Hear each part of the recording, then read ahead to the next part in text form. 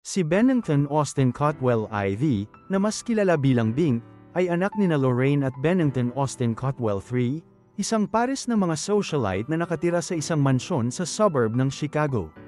Ang taong gumugugol ng pinakamaraming oras sa kanya at talagang kilala siya, gayunpaman, ay ang kanyang yaya na si Hill Burton, isang napakamalasakit na babae na handang basahin sa kanya ang kanyang paboritong libro. Baby's Day Out, or as Bink calls it, bubo ng paulit-ulit kahit pagod na siya. Ngayon, kinukunan ni Bink ang kanyang larawan para lumabas siya sa mga social page ng pahayagan.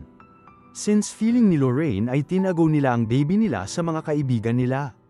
Habang inihahanda ng ina at yaya ang sanggol, ang mga photographer ay handa na ring umalis. Ngunit nakatagpo sila ng problema nang tambangan sila ng trio ng mga kriminal.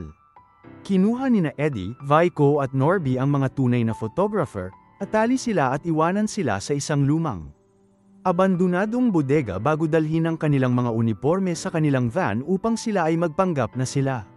Pagdating nila sa mansion, naniniwala ang mga artista nila na walang issue, so they take out their kagamitan na parang kukuhaan ng litrato ng totoo at magtatanong sa ina ng ilang oras. Mag-isa kasama ang bata, dahil kung naroon siya, maaaring magambala siya. Medyo may pag-aalinlangan si Lorraine, ngunit pinaalis siya ni Eddie nang sabihin niyang hindi sapat ang kanyang damit para sa litrato. Ang mga katulong ay umalis kasama siya upang tulungan siyang mahanap ang tamang damit. Sa pagkawala ng lahat, napakadali para sa mga kriminal na nakawin ang sanggol at tumakas sa bintana, kung saan nakaparada na ang kanilang van. Nagpapalit sila ng sasakyan sa kalagitnaan, iniiwan ang kanilang mga disguise na may mga uniforme ng photographer at kagamitan sa likod ng isang palitan para sa kanilang van. Nakahanap si Lorraine ng note na naiwan na nagsasabi sa kanya na huwag tumawag pulis, at bumalik si Bennington mula sa trabaho pagkatapos makatanggap ng sulat na humihingi rin ng pera. Ang mga pulis at ang FBI sa lalong madaling panahon ay dumating sa bahay at sinimulan ang kanilang pagsisiyasat na pinatigil si Lorraine. Sa oras mula sa paglabas doon at paghahanap sa sanggol ng mag-isa na maaaring mapanganib. Samantala, ang mga kriminal ay nasa kanilang lihim na hideout, ang huling palapag na apartment ng isang mataas na gusali. May malaking orasan sa harap.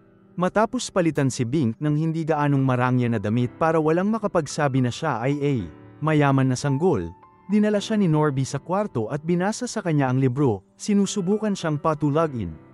Ngunit siya ang natutulog sa halip. Si Bink ay tumingin sa libro ng mag-isa at napansin.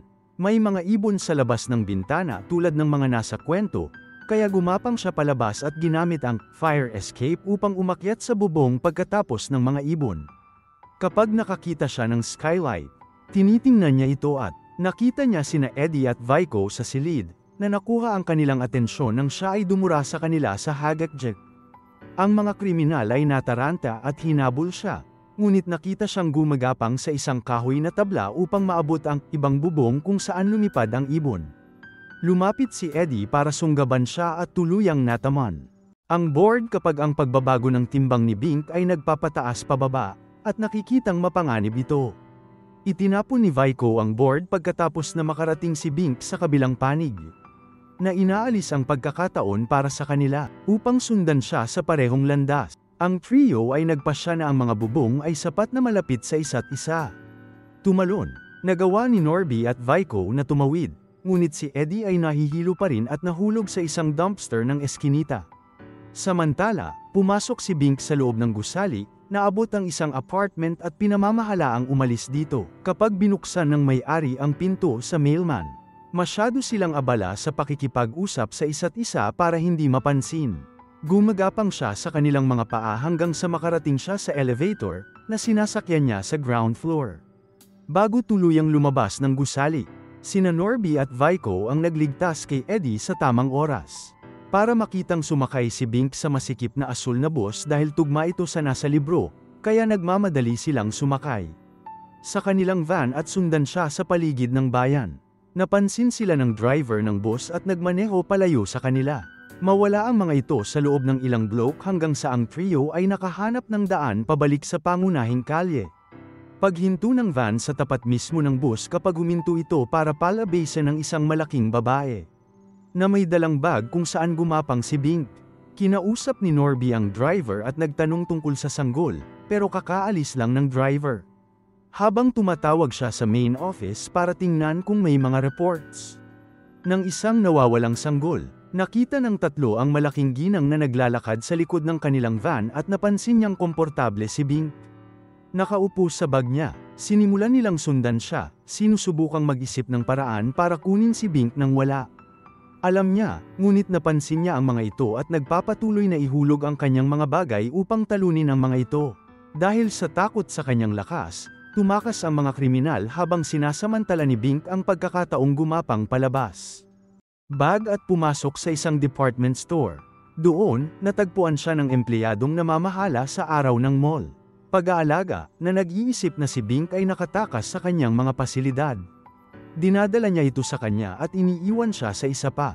Mga bata pagkatapos magpalit ng lampin, ngunit muling nakatakas si Bink sa pamamagitan ng pag-akyat sa stroller ng isa pang sanggol nang darating ang ina para sunduin siya.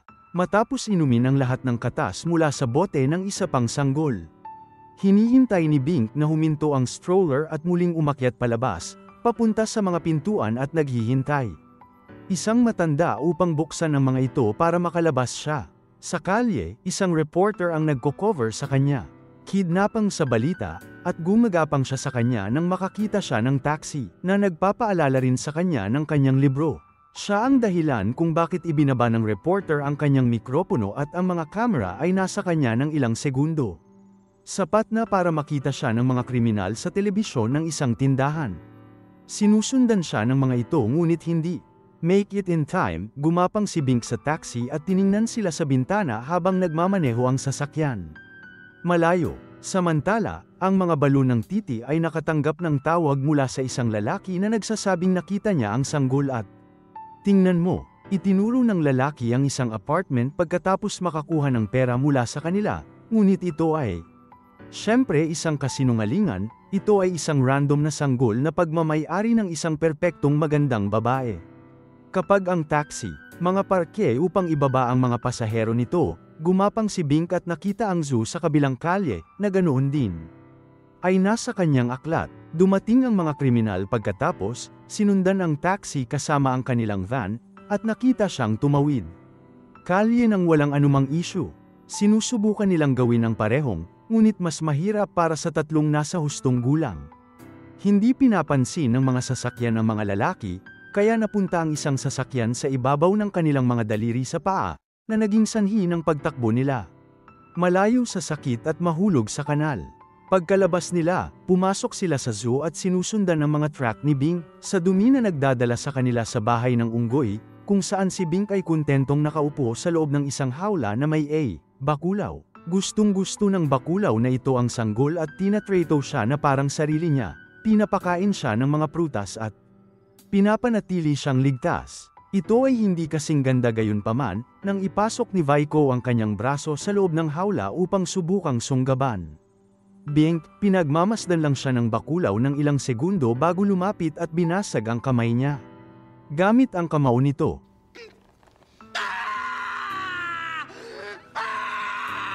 ang kanilang susunod na ideya ay gumamit ng isang mop na makikita nila sa malapit, inilagay ni Norby ang hawakan nito sa loob ang hawla at inilagay ito sa mga damit ni Bink upang kunin siya, ngunit mabilis na napansin ng bakulaw at ibinalik si Bink bago hinampas ng mop si Norby. Pagkatapos, hinihintay nilang makatulog ang unggoy. At ngayon naman ay si Eddie na ang subukang ilabas ang sanggol. Sa una, mukhang matagumpay niyang dinadala. Lumapit sa Bink, ngunit nagising ang bakulaw. Hinawakan si Eddie, at galit na inihagis sa isa pang hawla. Pagkatapos umungol sa kanyang mukha. Sa sandaling yun, binubuksan ng zoo ang likod ng hawla ng bakulaw kaya ito ay maaaring nasa panlabas na lugar ng ilang sandali, na nagbibigay kay Bink ng pagkakataon na ligtas na makatakas.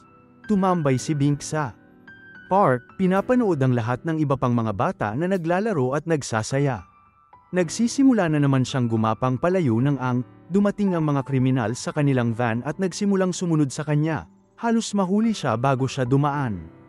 Ilang mga palumpong, at isang lagusan na hindi makapasok sa tatlong matatandang lalaki. Tumakbo ang tatlo papunta sa kabilang side park. At hinihintay siyang lumabas sa tunnel sa kabilang dulo, sinunggaban siya sa harap mismo ng pulis. Dumating, naglalaro ng inosenteng bystander card, umupo sila sa malapit na bangko at itinago si Bink sa pagitan ng binti, tinatakpan siya ng kanyang jacket. Nagsimulang magtanong ang mga pulis tungkol sa kanilang van at isang nawawala. Baby, and Eddie try his best to answer them habang namimilipit sa sakit dahil tinatamaan siya ni Bink. Singit at sinindihan pa ito ng apoy pagkatapos niyang makakita ng lighter sa isa sa mga bulsa ni Eddie. Norby at dinala ni Vico ang mga pulis kasama nila para ipakita sa kanila ang tungkol sa van habang iniiwan ni Bink ang lighter. Sa bench at bumaba mula sa kondonga ni Eddie, nang bumalik ang kanyang dalawang kaibigan, inihagis siya sa lupa at tinanggal ang apoy sa pamamagitan ng paulit-ulit na pagtapak sa kanyang singit. Bumalik sa bahay, nilapitan ni Lorraine si Hilberton, na pagtanto. Siya lang ang nakakaintindi sa nararamdaman niya. Habang nagbubuklod sila sa kanilang pagmamahal para sa sanggol, si Bink ay papunta sa isang construction site na sinusundan ng malapitan ni Vico. Nakita ni Bink ang isang donut ng manggagawa, at gusto niya ito para sa kanyang sarili, kaya umakyat siya sa isang bakal na beam upang kunin ito, hindi nagmamalasakit sa katotohanang siya ay ngayon ay itinataas gamit ang sinag sa pinakamataas na palapag ng gusali. Sina Eddie at Norby ay sumama kay Vico, at sabay silang tatlo na sumakay sa elevator hanggang sa makarating sila sa lugar na hindi pa nadadaanan ng sinag. Sa pamamagitan pa, ang ideya ay tumalon dito at kunin ang sanggol kapag ang sinag sa wakas ay umabot sa kanilang sahig. Ngunit ang plano ay hindi masyadong natuloy, kapag si Vico ay tumalon sa sinag, ang kanyang timbang ay nagiging dahilan upang ito ay bumababa, at Bink na dumulas hanggang sa mapunta siya sa bubong ng elevator. Habang gumagapang siya sa loob ng gusali, sina Eddie at sinubukan ni Norby na tulungan si Vico, na malapit nang mawala ang pagkakahawak sa sinag. Sinubukan siyang sunggaban ni Norby para dalhin siya pabalik sa loob, ngunit siya ay nadulas at nauwi sa pagkakabitin kasama niya sandali bago siya nawala ang kanyang pagkakahawak at nahulog sa ibabaw ng ilang kahoy na tabla. Sinubukan ni Eddie at Vico na sundan si Bink habang umiiwas ang mga manggagawa, ngunit si Vico ay tulad ng ginagawa ni Norby, sinubukan niyang tumalon pabalik sa elevator, ngunit ilang beses niyang tinamaan ang kanyang ulo at sa kanyang pagkahilo. Nahuhulog siya sa gusali, at lumapag sa isang dumpster. Bahala na si Eddie ngayon.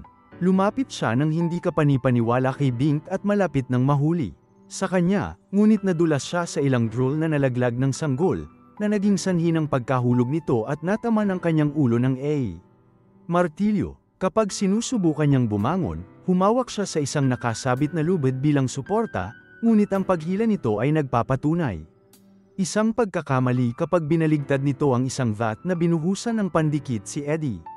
Mula noon ay nagpabagal ito sa kanyang paglalakad. Halos hindi siya makahakbang nang hindi nadudulas, at binibigyan ito si Bink ng sapat na oras upang gumapang palayo at makaalis. Papunta sa isang gumagalaw na platform na ibinabalik siya pababa. Desperado, nakita ni Eddie ang gumagalaw na kawit ng isang crane. At tumalon dito, iniisip na ibababa din ito sa lupa, ngunit sa ngayon, ang mga manggagawa, maabot ang pagtatapos ng kanilang araw at umalis sa site. Kaya napadpad si Eddie sa crane habang pinapanood ang paglubog ng araw. Nakita ng isa sa mga manggagawa si Bink na gumagapang palabas ng construction site, ngunit ang ideya ay sobrang katawa-tawa. Sinisisi niya ito sa kanyang imahinasyon. Ang mga kriminal ay sumuko sa sanggol at nagpasya na bumalik sa bahay. Ang FBI ay bumisita sa mga nahuling balon upang ipaalam sa kanila ang lahat ng mga lugar kung saan nakita si Bink. Ang araw, si Hilberton ay agad na pinagsama ang dalawa at napagtantong sinusundan niya ang paglalakbay ng aklat, kaya ang huling lugar na hindi dapat bisitahin ay ang tahanan ng matandang sundalo.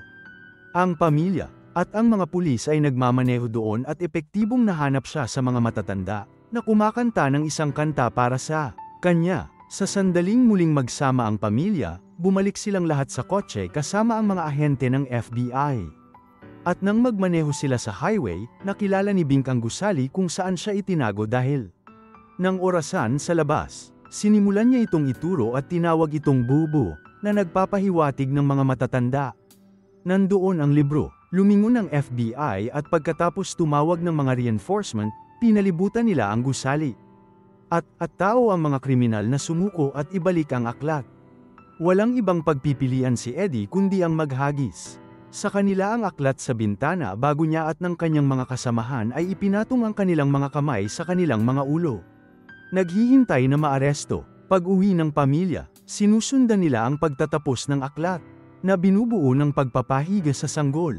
Nang mawala na ang kanyang mga magulang, pinuntahan siya ni Bink mga istante at pinipili ang kanyang susunod na paborito, ang paglalakbay ng sanggol sa China. Tiyaking mag-subscribe at i-on mga notification para makapanood ka ng higit pang mga video tulad nito. Salamat sa panunood.